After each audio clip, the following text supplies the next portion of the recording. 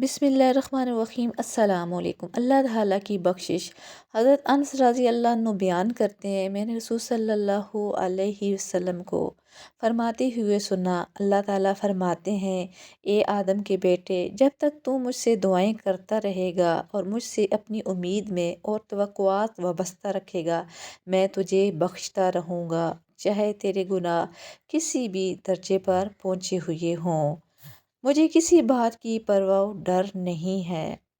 اے آدم کے بیٹے، اگر تیرے گناہ آسمان کو چھونے لگے، پھر تو مجھ سے مغفرت طلب کرنے لگے تو میں تجھے بخش دوں گا اور مجھے کسی بات کی پرواہ نہ ہوگی۔